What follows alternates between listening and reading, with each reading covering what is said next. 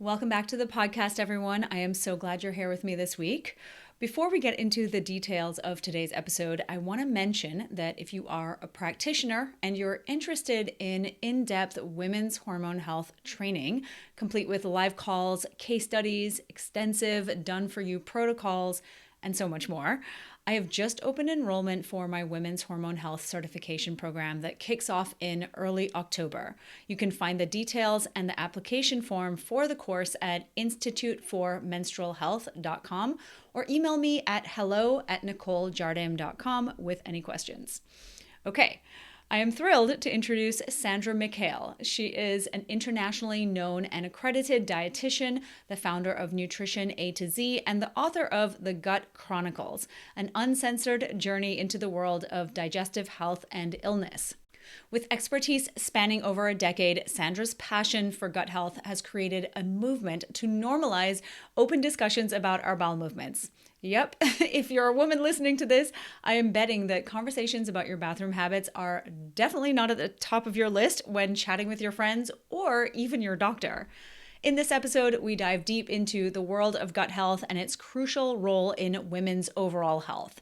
From the mysterious estrobolome to FODMAPs, elimination diets, including cutting out gluten, and the truths about probiotics and food sensitivity testing, Sandra offers invaluable insights for improving and healing gut health. Stay tuned for an eye-opening conversation. And don't forget, we are also on YouTube, so you can find this episode over there if you wanted to watch this on video. And please feel free to leave a comment or feedback on the video on YouTube, or find me on Instagram at Nicole M. Jardim and send me a DM. Hi, Sandra. Thank you so much for being here with me today. Hey, thank you very much for having me. Despite the time difference, we're on different time zones and continents. So thank you. Right? I know. I am really happy that we made this work. I know that the time zones are challenging, and I appreciate you being here because I feel like I don't like working past like 6 p.m. By then, my brain is fried. We're not there yet. Yeah, you're close. You're getting there. So I really wanted to start out the conversation with a little bit of a backstory on how you became so passionate about poo talk, or in the US, poop talk. I would love for you to share just a little bit of your story. So I think many people may think I was born into it because my father is actually a gastroenterologist. So growing up, poo talk was completely normal. Talking about your bowel movements. I mean, I think I mentioned this in the book, that the scene in my head growing up at dinner table, talk was all about, him picking up the phone, answering to things like, oh, rectal bleeding or anal fissures, and, you name it. And that was completely normal to me as a 14 or like 15-year-old. And it's just really funny to see how people around us and friends were like horrified. Like, what did your dad just say anal? I was like, yeah, we talk about poop and fart all the time. So that I'm laughing too. I'm a grown ass adult and I'm laughing at you. Yeah, this is great. But hey, do you know what? I mean, again, this even gave me that reassurance from a very young age that it's completely normal to vocalize, such topics out loud. So that was one part of it. And that really kind of fueled that interest in gut health and, let's say, medicine, and just getting into nutrition and dietetics. And then at some point in my career, I actually got diagnosed with IBS, irritable bowel syndrome. And this is basically a condition, I'm sure you're familiar with that, or if not, I mean, it's very, very common, especially with women. Look, in simple terms, it's a glitch that happens in how your gut and your brain are communicating, causing a lot of digestive discomfort like diarrhea or constipation, stomach pain, bloating. So it can actually be quite debilitating, and that has had a profound impact on my quality of life. Now, I was already a dietitian after I got diagnosed, but that even gave me that bigger push to really get into this whole, minefield that is gut health. So that's sort of like my little, snapshot of how I got into it. And here I am. I've got a private practice based in Switzerland. And a lot of the, conditions that I see are purely related to digestive health and disease. Yeah, a minefield it is. As you said that, I thought, yep, it certainly is, because gut health is confusing, right? I mean, I feel as though so many women come to me and they message me on Instagram, they send emails. I've worked with so many who are just completely baffled by how to address their gut issues. So I'm happy to be delving into this because I feel like something that you touched on just now about advocating for normalizing this conversation, Absolutely. right? Because we don't really know what's not normal because we don't talk about it. So can you explain just how discussing gut health so openly, talking about things like anal fissures is so important and how it can But benefit look, women's health? just like you said, so I always like to answer this question, probably touching up on two things. So the two big reasons why we should vocalize, talking about poo and gut is gut health is not just about poo. I mean, if you're looking at how amazing our whole digestive system is, it's not, we absorb nutrients, there's digestion and breaking them down, we've got eliminating waste, but actually gut health is more than that. Gut health is also immunity. Gut health is related to brain function. And also with all these connections that we're starting to uncover, we've got these, the gut brain axis. We've got the gut hormone axis that we're going to talk about. We even have the gut lung axis. Now, this gut lung connection that we started to uncover, unfortunately after COVID, that opened up a whole, Pandora's box when it came to understanding how our gut is connected to all these different organs. So again, I might be biased, but hey, gut health is truly central to our well-being. So that is one part of it, to understand that it's not just about poo. Yeah. Now, the other reason, and just like you said, if we don't normalize poo talk, and don't raise awareness about what is normal and what is not, so many of us can go, underdiagnosed, and we could miss some very important, serious conditions that can be life-threatening. So the goal is to take the shame away of things like bloody poo or bloody stool, prolapsed hemorrhoids, or chronic diarrhea, so that you're able to get the right support and early enough that can frankly save your life. And I know we were quickly talking about how certain conditions that are related to your gut might not even manifest in digestive symptoms. Yeah. So I sometimes use the example of celiac disease, and that's, we might talk about that in a bit more detail, but it is an autoimmune condition that impacts your gut. And actually, the symptoms are not just purely gut related. So some of my clients were asymptomatic. They had no idea they had it.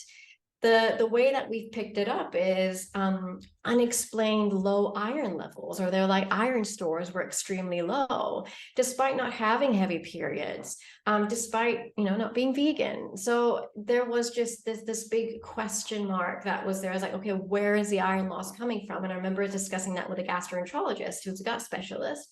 And they're like, why don't we just screen for celiac disease? So that was one way, that we've picked up celiac disease with this malnutrition or nutrient deficiencies. Another, skin health, skin manifestations. So there's a lot, I always say it's not just central to your gut. Another thing that we see as well is anyone with a thyroid condition. I'm sure you might have come across this. So for example, anyone that's been diagnosed with a thyroid condition, whether it's an underactive or overactive thyroid, anyone diagnosed with an autoimmune condition like Hashimoto's.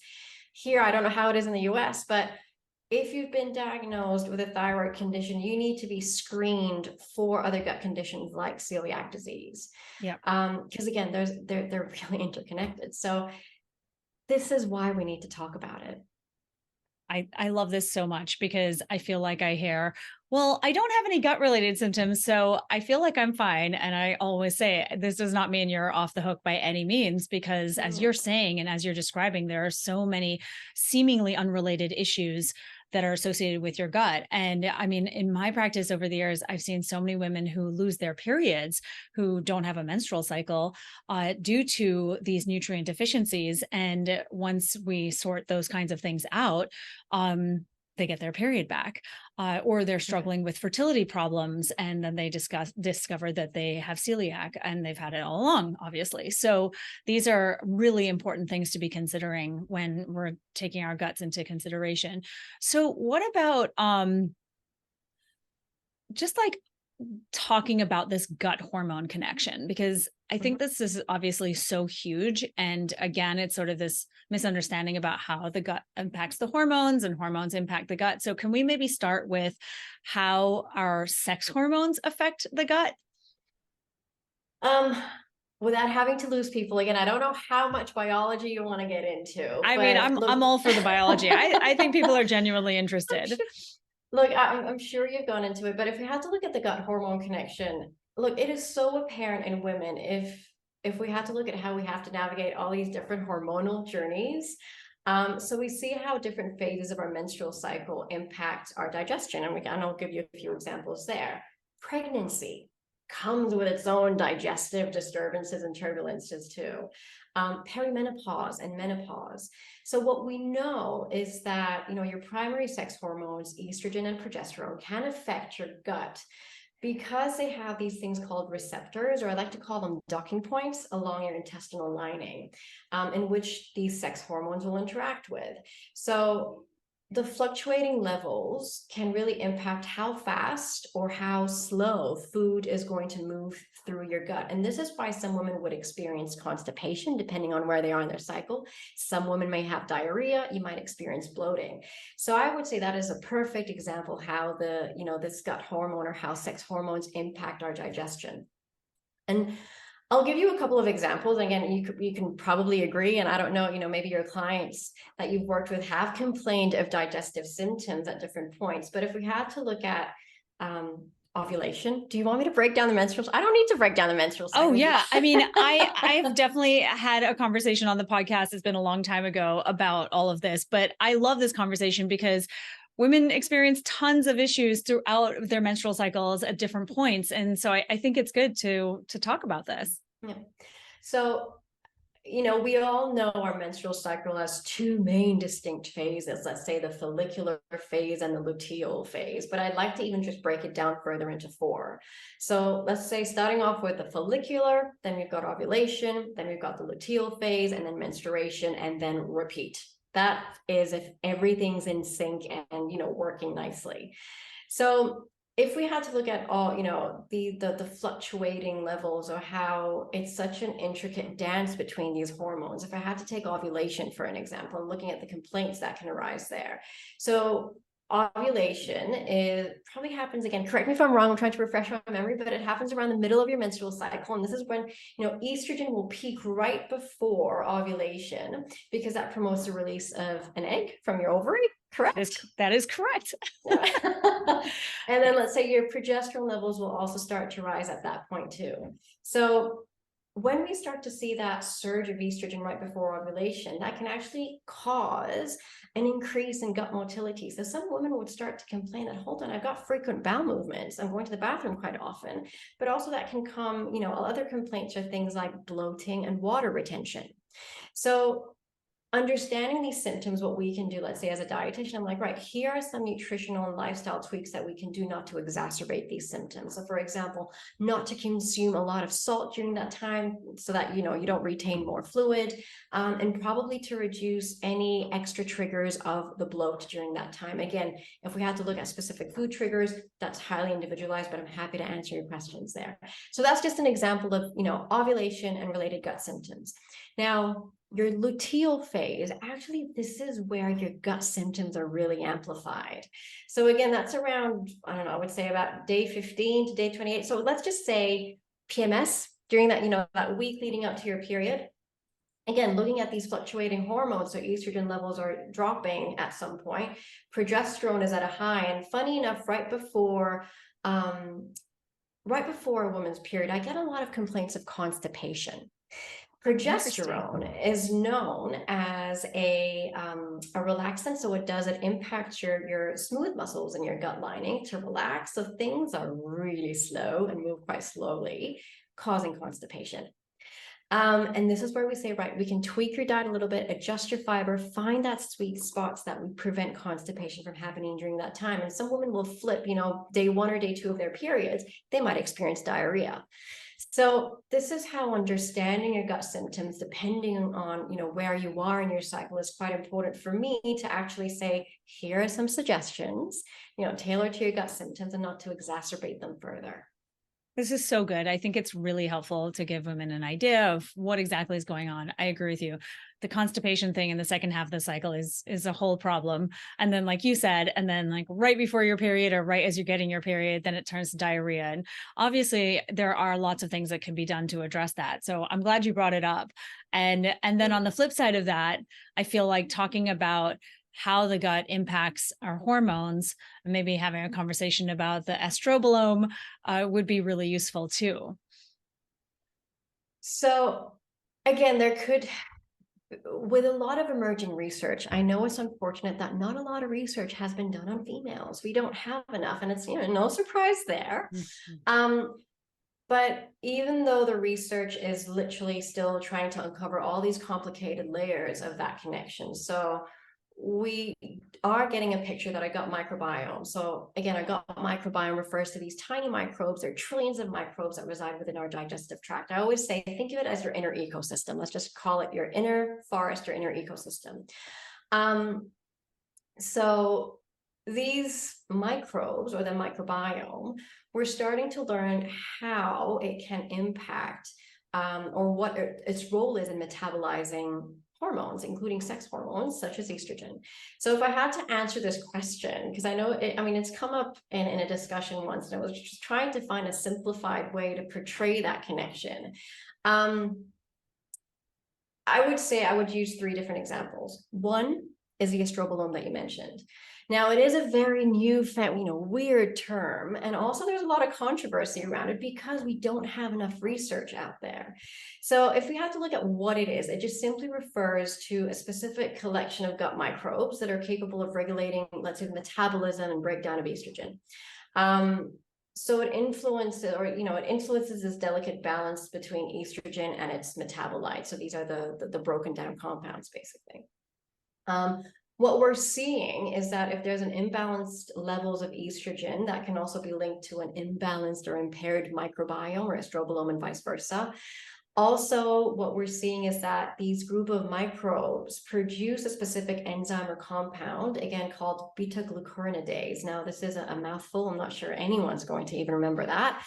For the reabsorption, and that's responsible for the reabsorption of estrogen and converting it into an its active form.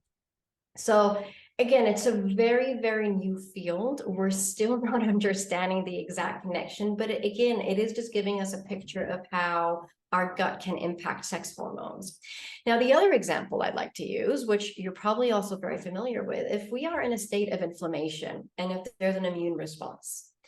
So we know that the health of our gut lining is extremely important for preventing inflammation and maintaining a balanced, let's say, immune response. We do know that 70% of our immune system lies in our gut.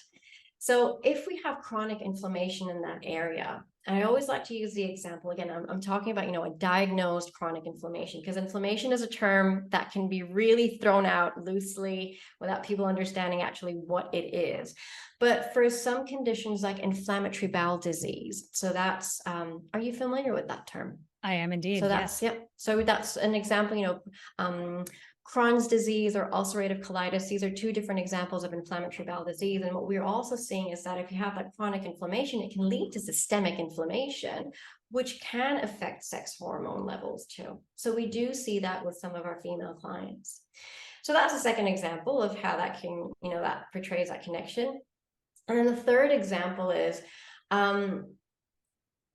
it's this, I'm going to call it like a recycling system between your liver and your gut. So it's called the enterohepatic circulation. So it's simply a process that involves the recycling of certain compounds in your body, including things like estrogen, between your liver and your gut.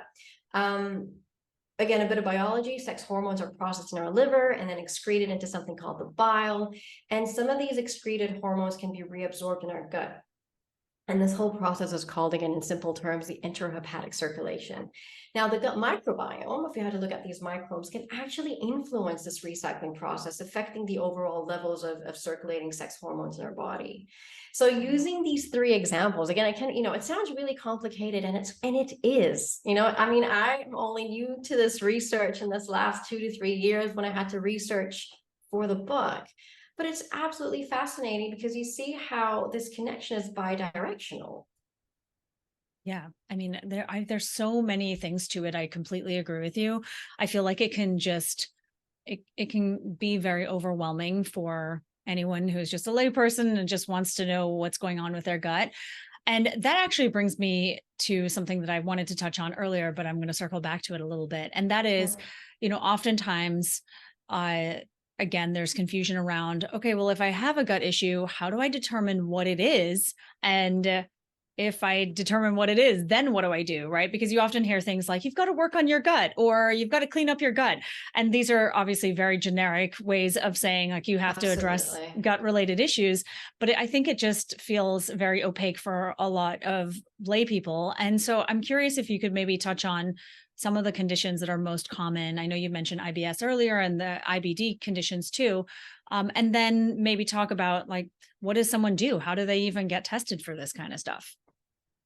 So there's a whole range of things. And I think when in doubt, rather than guess, I think it's just a matter of tracking. So in the beginning, I generally ask my symptoms. I generally ask my clients to track their symptoms.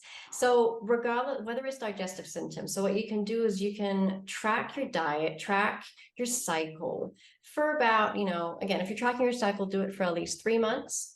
But if you had to look at other factors, like to see if diet and gut, if we need to fix something or what are the signs. So I would say track everything that you're eating, everything that you're consuming.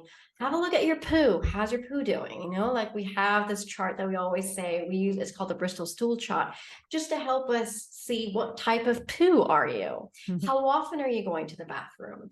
Other things that you can put down is how, your sleep's been, your energy levels, the movement that you've done that day. And then any other symptoms like headaches, abdominal cramps, skin rashes, maybe unexplained, nasal dripping, like you feel like you're always congested. A lot of these things can indicate something could be going on within your gut, but again, it's not conclusive. My first line is, if you are in doubt, ask to see a professional or a gut specialist. So that can be a gut specialist, dietitian, or nutritionist. That can refer you to a gastroenterologist. So that is a gut specialist. And they can potentially work out the right type of testing that is required. Because again, there's a lot of controversy around the tests that are out there too. Yeah. So there's a whole, bunch of panels. I mean, again, if we are suspecting a gut issue, you'll definitely end up doing a stool test to screen for certain parasites, for example. Maybe there's certain blood work that you need to do to screen for antibodies like celiac disease. So if someone's complaining that every time I consume gluten, my gut plays up or I get a skin rash. So that is also a little alarm, a little kind of aha moment. Get a celiac screen to check for these antibodies. So it's not a straightforward answer, because I think, again, you need to work with someone who's been working in this field for a very, very long time and who has the right support system that can actually refer you out to all the different specialists too, and work together.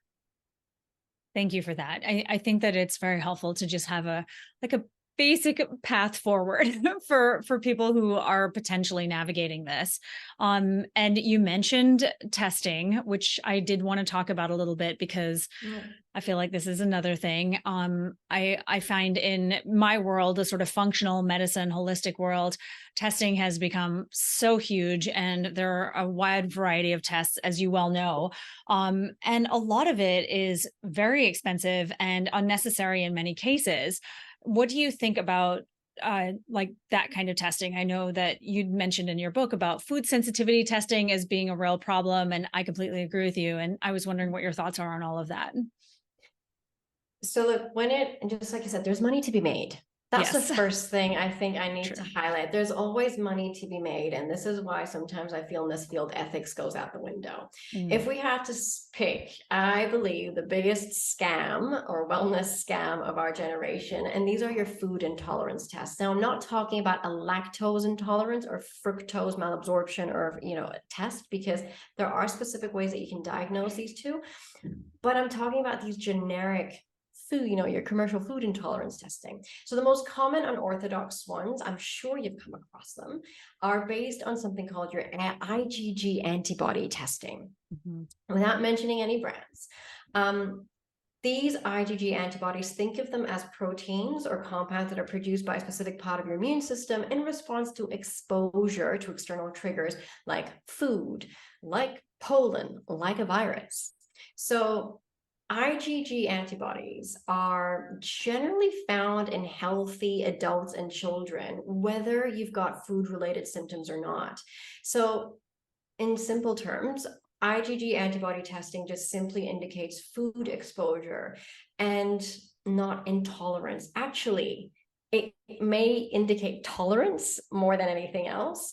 So one way that I even like to explain it is, if someone wants to test if they've been exposed to COVID, they're going to get an IgG test to actually check for COVID exposure. So this is actually how you check these specific antibodies.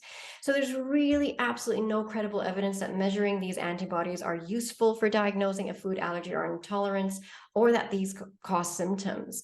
Now, the problem that I have with these tests, which, Nicole, I'm sure you've come across, is once a person gets this test done, they're going to get a very complicated list of foods that they have to avoid.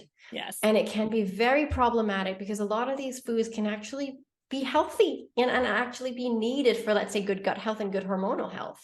So my recommendation there is to please approach this with caution.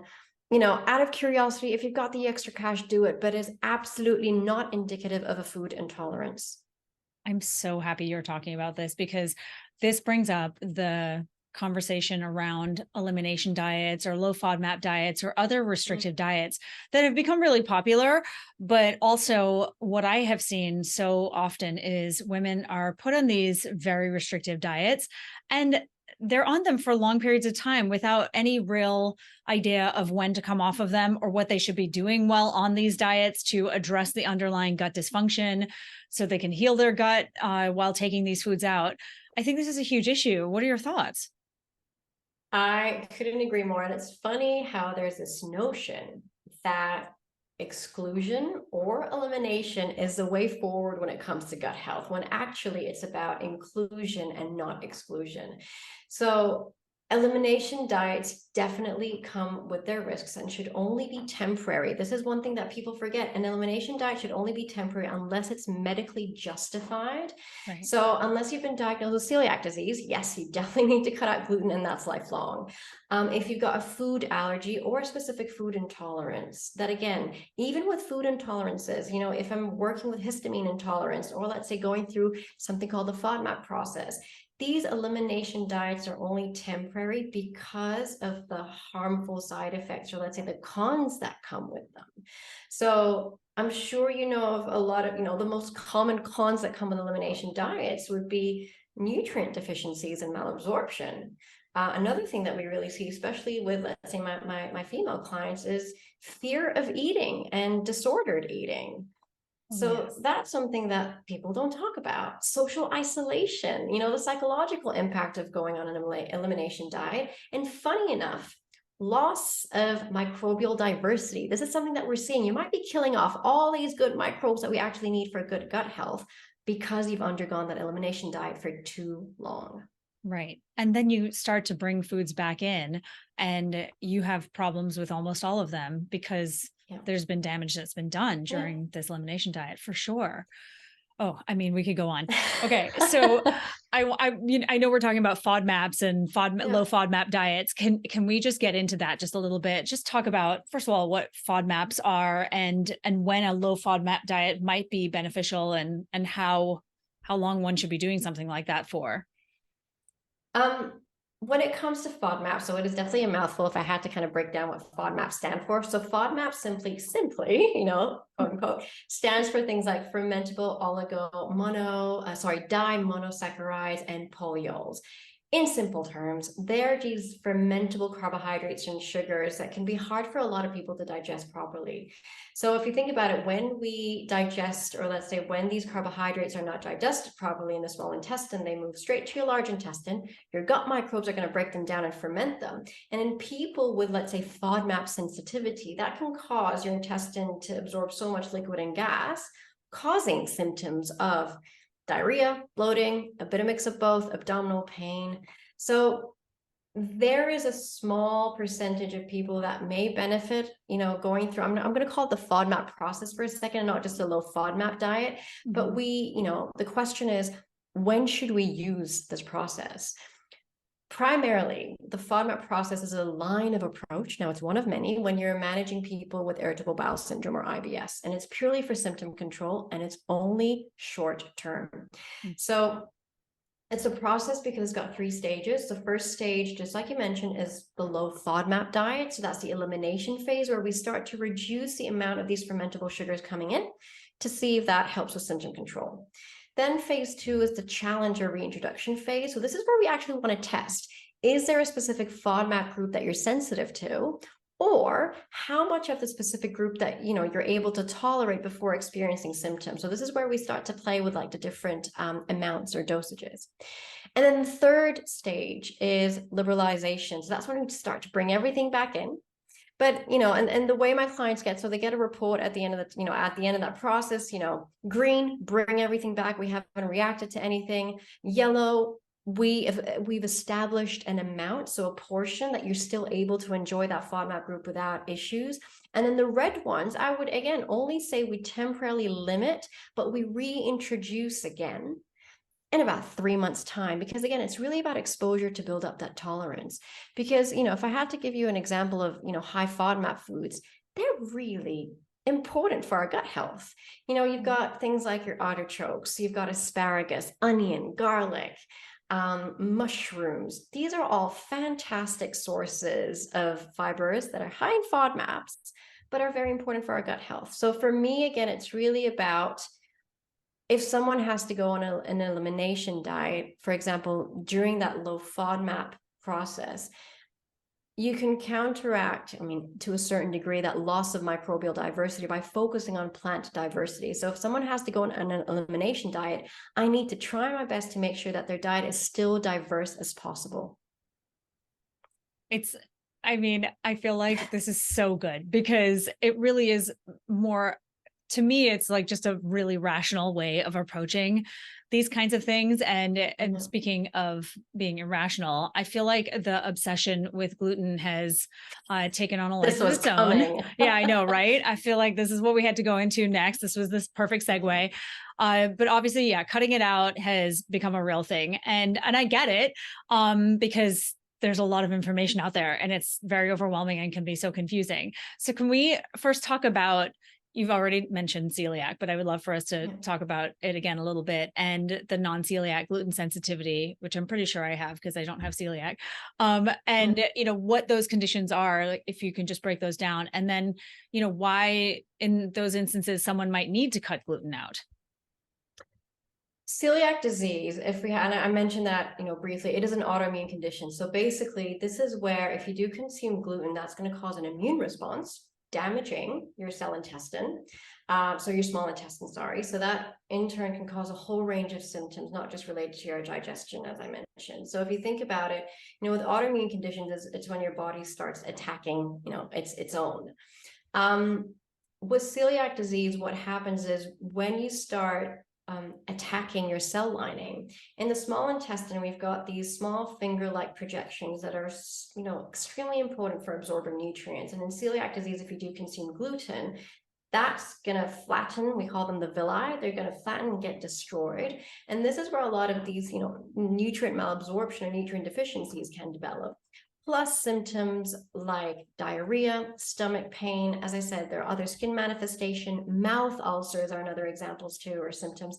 Infertility is another thing, funny enough, because people will not link celiac disease to infertility at all, but there you go, that's your gut hormone interaction at play. So when it comes to celiac disease, and for those group of people, going gluten-free is lifelong. So this is kind of keeping it simple. Now, with, I'm going to call it non-celiac wheat sensitivity, because there was like a recent rename. So it's a recent entity that was probably born out of a small percentage of people that don't fall under the category of celiac disease and don't have a wheat allergy there. So basically, when they've done an allergy screen to wheat, doesn't really show up anything. Right. Now, the actual mechanisms of why a person would develop non-celiac wheat sensitivity, we still don't know. We really don't know the exact mechanisms, but we also know that there are potentially certain components in wheat that are not related to gluten that are probably more dominant in causing these symptoms. So if you had to think about what's problematic in wheat, I break them down, again, they're more than three, but I'll break them down into three. There's the gluten, so that's a protein found in wheat. Then we've got the fructans. These are the FODMAPs, or fermentable sugars, found in wheat. And then there is this group of compound called ATIs, or amylase trypsin inhibitors. And in non-celiac wheat sensitivity, we think it's probably the ATIs that can be problematic, but we don't have the exact cause. But again, this is where, an elimination of gluten would be worthwhile, or could be worthwhile. And then see how you go, see how you react. And then what you can do is you can start challenges under the supervision of a qualified dietitian or nutritionist that has been through that or has experienced, just to see how much of it you're able to tolerate before you're experiencing symptoms, or if it's actually, gluten is an absolute no-go. So I have seen that with, again, it's a very small percentage of my clients where they don't fall under these categories, more or less, in agreement with the gastroenterologist. We would say, right, this definitely looks like non-celiac wheat sensitivity, although we don't have the right testing for it. And then what we do is sometimes if I had to reintroduce gluten, they will start to get mouth ulcers. And this is something that I've seen actually, or skin rashes, in addition to some gut symptoms like bloating or even constipation. So this is where I would say, right, gluten elimination is justified there. Yeah. Yep. It's the story of my life. All those symptoms you described. And then what about all the people who are cutting gluten out and they might not have to? Are you of the belief that gluten is not an inherently problematic, or wheat, I guess wheat gluten is not an inherently problematic food? Because there are practitioners, there are researchers out there who believe that it's, that gluten is demonized. Gluten, yes, exactly. You'll hear that gluten is inflammatory. Gluten should be absolutely avoided. Again, for me, I'm very specific with the type of, let's say, gluten-containing grains that my clients will include. So, for example, barley contains gluten, but it is fantastic for gut health. We see how barley is such an important nutrient or ingredient for gut health, and you can ask me why later. But one thing that I wanted to point out is, especially if we have to look at celiac disease for a second, because it is actually a condition that's underdiagnosed, what's frustrating a lot of gastroenterologists, including myself, is if you've never been tested for celiac disease, although it has been suspected in the past, and you've gone gluten-free, we can't screen you, because what we do is, you're just going to get a false negative. So celiac disease could go underdiagnosed. So you probably have a legitimate condition that warrants gluten elimination, but we just can't get that accurate diagnosis and can't even have that proper management plan for yourself. So Can you talk about that? Can you just tell everyone why that is? Because your body's just not responding to it, correct? It's because we're not going to pick up the antibodies. So basically what happens is we're not going to pick up the antibodies circulating that are, that we need initially to see if you do have celiac disease or not. So you're going to get a result that's called a false negative. So it says, no, I don't have it. So what we tend to do is, if you want to test for celiac disease, look, and if I had to backtrack for a second, if you suspect gluten is problematic, get a celiac screen. That's just generally, this is also something that I've learned from my dad, who's a gastroenterologist. He was like, if anyone has ever complained of gluten, I get them tested for celiac disease. And then we work our way forward.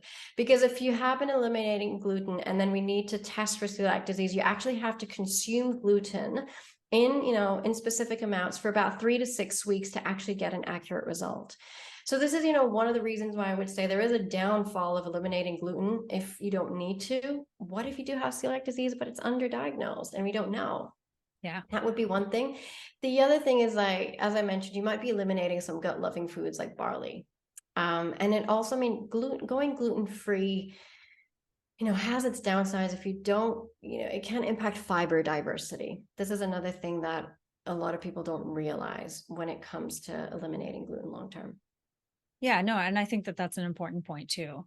Um, there's so many things. I know. I feel like what would be great is to maybe talk a little bit about some practical tips that you shared in your book, or just that you do in your practice, of how anyone who's listening can start to figure out what might be going on with their gut health, and then maybe start making improvements in their overall gut health. My first advice is to stop treating your body like it's a collection of disconnected systems. Everything is interconnected. Everything is interconnected. So if you want to eat for gut health, you're actually eating for hormonal health. You're eating for heart health. You're eating for brain health. So look at it from that perspective, because I feel like a lot of the times we just act as if we're just disconnected. I'm eating for hormone health. I'm eating for my gut health. But at the end of the day, eat in a way that's going to benefit each and every single system of your body and each and every single organ of your body. So in the book, I talk about this 4-pillar approach to gut health. And these 4 pillars are nutrition, mind, movement, and sleep. So in terms of practical tips, I generally, recommend people to choose one goal, just choose one under each pillar that you can change or you can tweak. So if we have to look at nutrition, one of my goals is to focus on including 30 plant ingredients per week. Why 30? We see how that number has a positive impact on this microbial diversity. So we actually want to have a flourishing inner ecosystem. Another goal that you can set is probably think about these gut loving or gut promoting, gut health promoting foods. So I call them, let's say, the super 4 per se with my clients. And the 4 foods that you can consume at least 5 days a week if you don't have celiac disease would be barley, mushrooms, ground flaxseed, and chickpeas. So this is, an easy goal that you can set for yourself and say, right, at least 5 days a week, I'm going to consume these foods. So that would be for nutrition. Then we look at movement. One of the goals that I start off with my clients, especially if they're not active, is start off with 15 minutes of daily movement. Then sleep, I would say, go to sleep at the same time every night, or have at least 1 hour tech-free before bedtime. And then the mind, practicing more belly breathing can be a goal, having more fun, daily meditation, and so on. So whenever you want to, I would say look at these 4 pillars, because when they're in synchrony, this is where you feel your best. Perfect. Thank you so much. Is there anything that you want to share with everyone who's listening, just like as a final 2-cent piece of advice before we wrap up? Do you know what? Again, honestly, I'm really going to stress, just like I said, just stop treating your body like it's a collection of disconnected systems. I think this is a good way to kind of look at it. And if changing your habit, or if changing, if you have to pick a habit or a goal, if it's causing you more stress, then it's not the right approach for you. Thank you. This was so helpful, Sandra. I really appreciate it. Yeah, this was great. Can you just talk about where everyone can find your amazing book? And it is, just so everyone knows, I loved it. It was really so comprehensive. It was excellent. Thank you very much. It means a lot. And as I said, I've put this book out there to, it's available everywhere. In every store that you can buy a book, and it's available online. It's available on my website as well. So that's nutrition-az.com. But yeah, you can find it everywhere, and hope it helps you. Okay, great. Well, thank you again. I appreciate you so much. Thank you. Likewise. That's a wrap. Be sure to click that subscribe button to join me for more Girl Talk Gone Menstrual in upcoming episodes. But in the meantime, check out my latest Period Party episode. And if you're looking for a deeper dive into your hormones, go ahead and take my period quiz at nicolejardim.com/quiz.